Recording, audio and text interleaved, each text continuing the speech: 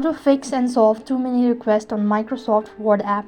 Hi everybody, welcome back to our channel. I'm back with a new video. In today's video, I'll show you guys how can you fix and solve too many requests on Microsoft Word app.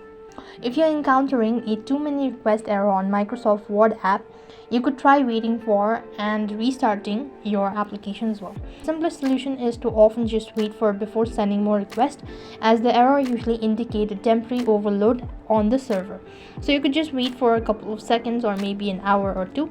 You'll be able to fix the issue. However, if that's not the case, then you could also try updating your application.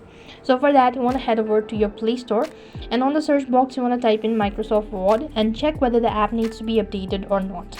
If the application is completely up to date and you're still unable to fix it, then you could go ahead and clear cache as well as data. For that, you want to long press the Microsoft Word app and go to App Info.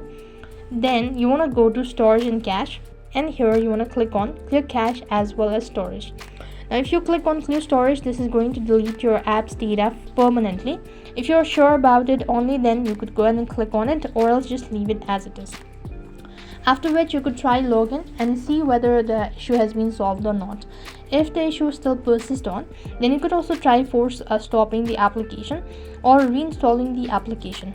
Now this should be able to fix it, and at the same time you go ahead and make sure to restart your device. That will be able to fix your application. So sometimes the issue might persist on if you're using a VPN, so make sure to disable the VPN and try logging in and see whether the issue has been solved or not. So these are the ways to fix and solve too many requests on Microsoft Word app. That is all for this video. I hope the video was helpful. Make sure to like, share and subscribe to our channel. Thank you for watching. See you in the next video.